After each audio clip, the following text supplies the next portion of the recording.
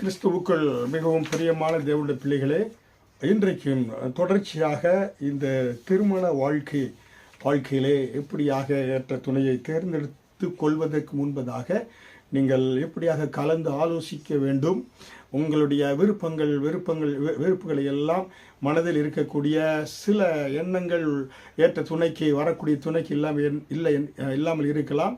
அதையெல்லாம் நாம் கலந்து ஆலோசித்து விட்டு கொடுத்து இரண்டு பேரும் நாம் விட்டு கொடுத்து வாழ முடியும் என்ற நம்பிக்கை வருகின்ற பொழுது நீங்கள் தொடர்ந்து உங்களுடைய நிச்சயதார்த்தம் மற்றும் உங்களுடைய திருமண காரியங்களில் நீங்கள் ஈடுபடலாம். புரியுங்களா? அதற்கு முக்கியம் ஜெபித்து ஆண்டவர் எனக்கு ஏற்ற துணை கொடுக்கிறார் என்று சொல்லி நீங்கள் ஒரு தேவனுடைய பிள்ளையாக இருக்கின்ற பொழுது தேவனுடைய பிள்ளையை கர்த்தர் ஆண்டவர் கொடுப்பார். அதில் முக்கியமாக உங்கள் திருமண வாழ்க்கையில் என கர்த்தர் எப்படியாக ஆதாமுக்கு ஏற்ற துணையை கொடுத்தாரோ அதே போல் எனக்கு கொடுக்குறார் என்று சொல்லி உங்கள் தேவனை முன்பாக வைத்து அந்த முப்பரி நூல் மிக முக்கியமாக அதில் அந்த முப்பரி நூலாக இருக்கின்ற பொழுது அந்த முப்பரி நூல் அருந்து போகாது என்று நம்ம பார்க்கிறோம். அல்லேலூயா. இதில் பார்க்கிறோம், பிரசங்கி 4வது அதிகாரத்தில் நம்ம பார்த்தோம். சரிங்களா? அப்போ மிக முக்கியம், நம்முடைய வாழ்க்கையிலே ஏற்ற துணையாக நம்ம கொடுப்பது கர்த்தர் தான் கொடுக்கிறார். புரியுங்களா? அதை நம்ம மனதில் வைத்து நீங்கள் திருமணத்துக்கான காரியங்களிலே நீங்கள் முன்னேறி சென்று காரியங்களை நீங்கள் வாய்க்க செய்யலாம். புரியுங்களா? முக்கியமாக அந்த திருமணத்துக்கு ஏற்ற துணை வருகின்ற பொழுது அந்த திருமண வாழ்க்கையிலே அந்த முப்பரி நூலாகிய கர்த்தர் இருக்கின்ற பொழுது அது உறவு அருந்து போகாதபடி நம்ம ஆண்டவர் அதை பாதுகாக்கிறார். புரியுங்களா? முக்கியமாக கர்த்தர் நமக்கு இருக்கின்ற பொழுது நமக்கு அநேக வாழ்க்கையில் கோபங்கள் வரலாம். ஆவிக்குரிய கனிகள் எப்படி நம்ம காண்பிக்க வேண்டும் என்பதை குறித்து கர்த்தர் கற்றுக் கொடுப்பார். அதனால் ஆலயத்துக்கு செல்கிறோம், வேதத்தை வாசிக்கிறோம், தேவனுடைய பிள்ளைகளாக இருக்கின்ற பொழுது அந்த பிரசங்கி 4வது அதிகாரம் வசனம் 12 பார்த்தோம்ல, அந்த முப்பரி நூல் தேவன் நமக்கு எல்லா காரியங்களும் கற்றுக் கொடுப்பார். இப்படியாக மனைவியை நேசிக்க வேண்டும், கணவனை நேசிக்க வேண்டும், பரிசுத்தமாய் வாழ வேண்டும் என்பதை எல்லாம் குறித்து கர்த்தர் நமக்கு படிப்படியாக கற்றுக் கொடுப்பார். ஆண்டவர் காட்டுகிற அந்த திருமண வாழ்க்கை வெளிச்சத்திலே நீங்கள் முன்னேறி சென்று நீங்கள் ஒரு சாட்சியுள்ள குடும்ப வாழ்க்கை வாழலாம். அப்படித்தான். ஏன்னா எங்களுக்கு இப்போ திருமணம் ஆகி 31 வருடங்கள் ஆக வருகிறது. அதில் கர்த்தர் எங்களுக்கு ஒவ்வொரு ஸ்டெப் பை ஸ்டெப்பாக ஒவ்வொரு வருடங்களாக எங்களுக்கு காரியங்களை காண்பித்து கொடுத்தார். கணவனும் மனைவியாக இணைந்து நாங்கள் தேவனுடைய உதவியோடு கூட இன்றைக்கும் 3 பிள்ளைகள் எங்களுக்கு இருக்கிறார்கள். சிங்கப்பூர் தேசத்தில் நாங்கள் வாழ்ந்து கொண்டு வருகிறோம்.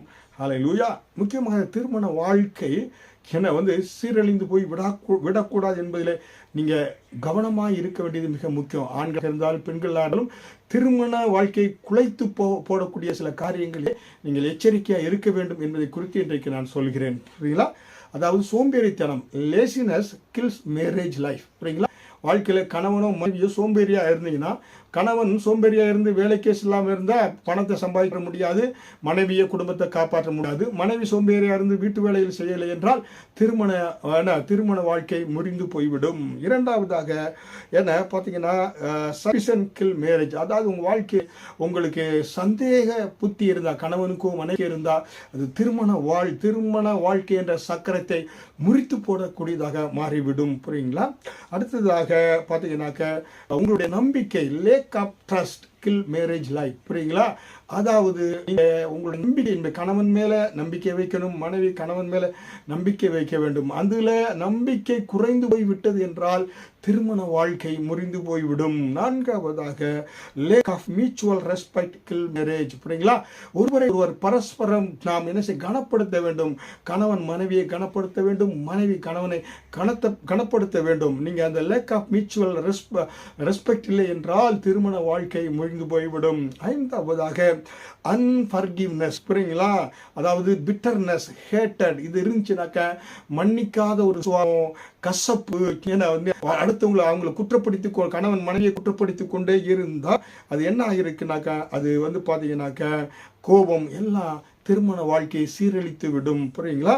ஆறாவதாக அன்னெசரி ஆர்குமெண்ட் கில் மேரேஜ். புரியுங்களா? அதாவது தேவையில்லாத எப்பொழுதும் வாக்குவாதங்களே நம்ம உண்டாக்கி கொண்டு என்றால் திருமண வாழ்க்கை முறிந்துவிடும்.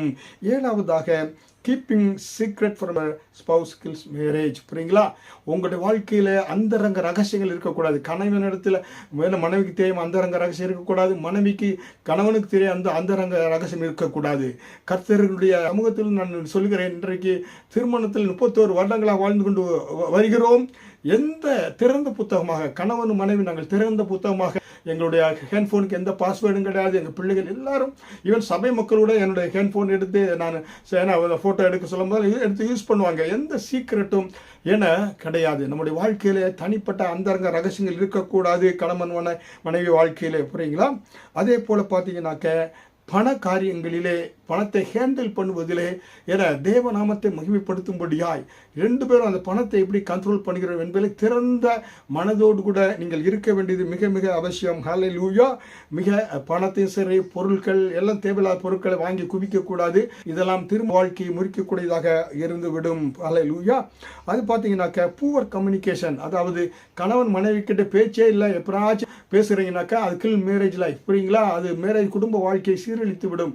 அதாவது நம்ம வந்து பார்த்தீங்கன்னா ஒரு வாரத்துக்கு ஒருவர் பேசுறது இல்லை, நினைச்சா பேசுறதே பேசல, என்ன கம்யூனிகேஷன் தான். உறவு வளர வேண்டும் என்றால் அது செய்யணும், நேரம் எடுத்து நம்ம செலவழித்து பேச வேண்டும்.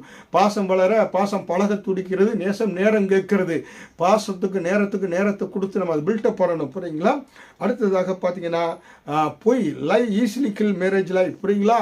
பொய் சொல்லக்கூடாது. கணவன் மனைவிட்ட பொய் சொல்லக்கூடாது. எந்த காரணத்துக்கு கொண்டு மனைவி கணவனிடத்தில் பொய் சொல்லக்கூடாது, புரியுங்களா? அடுத்து வந்து உங்களுடைய வாழ்க்கையில கணவன் மனைவியா இருக்கிறீங்க, பிரியாரிட்டைஸ் உங்களுடைய ஏன்னா ஃபர்ஸ்ட் வந்து கடவுளுக்கு முக்கியத்துவம் கொடுக்குறீங்க, குடும்பத்திற்கு, மற்ற ஊழியங்கள், அடுத்த உறவினர்களுக்கு, புரியுங்களா? இதில் மாற்றத்தை வந்துடக்கூடாது. நீங்கள் வந்து பார்த்தீங்கன்னாக்கா மனைவி வந்தால் பிறகு நீங்கள் மனைவி கண்டுக்கிறாம அம்மாவோடைய அப்பா அவருடைய சொந்த தங்கச்சியோடு எல்லாம் பேசிட்டு இருந்தால் மனைவிக்கு அங்கே உறவு அந்த பிரியாரிட்டிஸ் நீங்கள் கொடுக்கலனாக்கா அது திருமண வாழ்க்கையில் முறிவை கொண்டு வந்து விடும், புரியுங்களா? அப்புறம் லேக் ஆஃப் அன்என்ஜாயபிள் இன்டிமெசி, புரியுங்களா? உங்கள் வாழ்க்கையில் வந்து பார்த்தீங்கன்னாக்க என்ன மனைவியோடு கூட அந்த இன்டிமெசி உறவு எப்பயாவது நீங்கள் அவங்களோட உறவு வைத்துக் கொள்றீங்க, ஏன்னா ஆனால் தொடர்ந்து அவங்ககிட்ட நல்ல உறவு இல்லை, இன்டிமெசி உறவு இல்லை என்றால் திருமண வாழ்க்கையை பாதித்து விடும். கல்வியா கர்த்தர் உங்களுக்கு ஏற்ற மனைவி கொடுத்திருக்காரு. அந்த இளம் மனைவியோடு கூட சந்தோஷமா வெளியிட்டு செல்லுங்க, மகிழ்ச்சியோடு உங்களுடைய இன்டிமெசி நாளுக்கு நாள் அது பெருகி கொண்டே தான் வரணும். அடுத்ததாக பார்க்கின்ற பொழுது நேக்கிங் கில்ஸ் மேரேஜ், அதாவது எப்பொழுதும் நம்ம வந்து நக்கி பண்ணிக்கொண்டே இருந்தால் அது திருமண வாழ்க்கையை முறித்து விடும். 14வதாக பார்க்கின்ற போது ஏன்னா நீங்கள் அதிகமாக என்ன ஓவரா ஒரு ஆளே பேசிக்கொண்டு இருக்கக்கூடாது, புரியுங்களா? Too much talk and careless talk, அதாவது தவறான வார்த்தைகள் விட்டுறது, அதிகம் பேசுவது, சத்தம் போட்டு பேசுவதெல்லாம் திருமண வாழ்க்கையை பாதிக்கும். 15வது குறைஞ்ச நேரத்து தான் உங்களுடைய துணையோடு கூட மனைவியோடு கூட கணவனோட குறைஞ்ச நேரத்து தான் நீங்கள் ஸ்பெண்ட் பண்ணுறீங்கன்னா அது திருமண வாழ்க்கையில் முறிவை கொண்டு வரும். அதாவது நீங்கள் இண்டிபெண்ட் மைண்டடாக இருந்தீங்கன்னாக்க, புரியுங்களாக்க, இதெல்லாம் சுயமாகவே சிந்தித்து முடிக்கிறதா இருந்தால் அது திருமண வாழ்க்கையிலே கணவன் மனைவி 2 பேருக்கும் அது பிரச்சனை கொண்டு வரும். 2 பேரும் கலந்து ஆலோசித்து தான் முடிவுகளை எடுக்க வேண்டியது அவசியமாக இருக்கிறது. 17வதாக பார்த்தீங்கன்னாக்க லவ் ஃபார் பார்ட்டிங், அதாவது நீங்கள் ஏன்னா கிளப்புக்கு எல்லா பணங்களை வீணாக செலவழித்தீங்க, ஏன்னா வந்து குடி கும்மாளத்துக்கு போனீங்கன்னா அது திருமண வாழ்க்கையை பாதிக்கும்.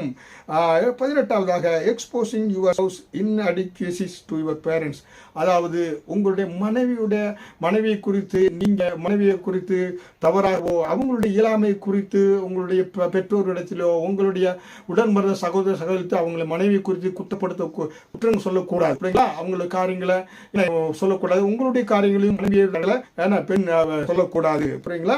அப்புறம் பார்த்தீங்கன்னாக்க ஆவிக்குரிய நெக்லெக்டிங் ஸ்பிரிச்சுவல் ப்ராக்டிசஸ், இந்த ப்ரேயர் ஜெபம் ஆலயத்து செல்வதில் ஏன்னா வந்து எப்போ நினைத்தா போகிறது, அதில் ஒரு வந்து பார்த்தீங்கன்னா அதாவது நீங்கள் சிஸ்டமேட்டிக்காக ஜெபம் பண்ணுறது, ப்ரேயர் பண்ணுறது கிடையாது, வேத வாசிப்பது கிடையாது, ஏன்னா வந்து செல் குரூப் கூட்டங்கள் எதுக்கு செல்லலைனாக்கா அது திருமண வாழ்க்கையை பாதிக்கக்கூடியதாக இருக்கிறது. அடுத்ததாக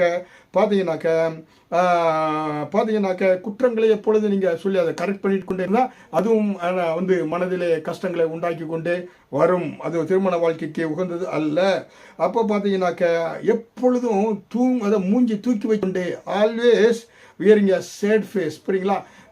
அதை முகத்தை எப்படி கோபத்தோடு கூட, ஏன்னா நீங்கள் அந்த முகத்தில் நீங்கள் வந்து ஒரு அன்பை காமிக்காமல் எப்பொழுதும் சேட் ஃபேஸில் இருந்தீங்கன்னாக்கா நல்ல மூடில் இல்லைனாக்கா அது திருமண வாழ்க்கையை பாதிக்கும், புரியுங்களா?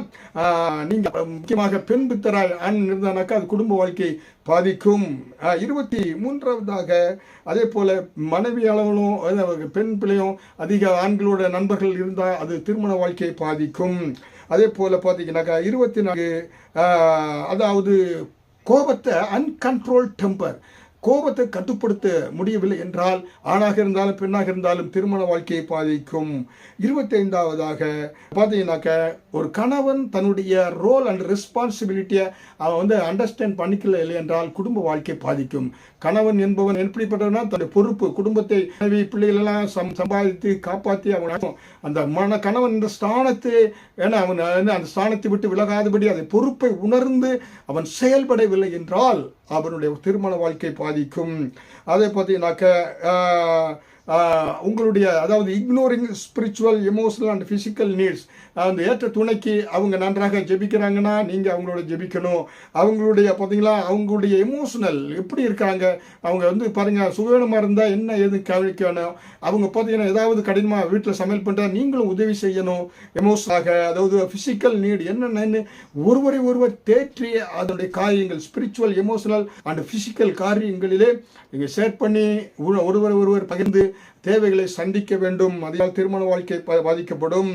அப்புறம் பார்த்தீங்கன்னாக்கா த்ரெட்டனிங் தி செக்யூரிட்டி, பெண் அவங்க வீட்டில் அவங்க வாழ்வதற்கு முடியாத அளவுக்கு த்ரெட்டனிங், நீ அடிப்பேன் குத்துவேன் ஏன்னா வெட்டுவேன்னாக்கா அந்த செக்யூரிட்டி அவங்க வாழ்வதற்கு இல்லை என்றால் திருமணத்தை பாதிக்கும். புரியுங்களா? அடுத்ததாக lack of knowledge and obedience to the word of God, கர்த்தருடைய வார்த்தைக்கு முக்கியமாக கணவனாக மனைவியாக இருந்தால் நீங்கள் தேவ சத்தத்திற்கு கீழ்ப்படினாக்க உங்கள் திருமண வாழ்க்கை எப்படிப்பட்ட அப்போ போய்விடும், அது உடைந்து போய்விடும். அதனால்தான் பிரசங்கி 4வது அதிகாரம் வசனம் 12 முப்பரி நூல் அறாது. தேவன் அங்கே இருக்கணும், தேவனுடைய வார்த்தை இருக்க வேண்டும். அப்பொழுதுதான் அந்த குடும்ப உறவு கட்டி எழுப்பப்பட்டு கர்த்தருக்கென்று ஒரு சாட்சியுள்ள நீங்க ஜீவியம் செய்ய முடியும். ஹல்லேலூயா. பாருங்க, ஈசாக்குடைய வாழ்க்கை ஒரு திருமண வாழ்க்கை, எடுத்துக்கட்டான திருமண வாழ்க்கை. ஹல்லேலூயா. ஆபிரகாமுக்கும் பிரச்சனை இருந்தது, ஈசாக்கு பிரச்சனை இருந்தது, யாக்கோபுக்கும் பிரச்சனை இருந்தது. புரியுங்களா? என்ன பிரச்சனை? அவங்களுடைய மனைவிகள் மலடாக இருந்தாங்க. ஆனால் ஆபிரகாம் கேத்துரால் என்ன பார்த்தீங்கன்னாக்க ஆகார தேடினார். 2வது திருமணம், 3வது திருமணம். யாக்கோபுக்கு 3 திருமணம். ஆனால் பார்த்தீங்கன்னாக்க ஈசாக்கு அவருடைய மனைவியும் கர்ப்பம் அடைக்கப்பட்டிருந்தது. ஆனால் இன்னொரு திருமணம், 2வது திருமணம் செய்யவில்லை. கர்த்தரை மட்டுமே நோக்கி பார்த்தார். கர்த்தர் கர்ப்பத்தின் கனியை திறந்தார் என்று பார்க்கிறோம். ஹல்லேலூயா. கர்த்தரோடு மட்டும் மையமாக வைத்து குடும்ப வாழ்க்கை வாழுங்க.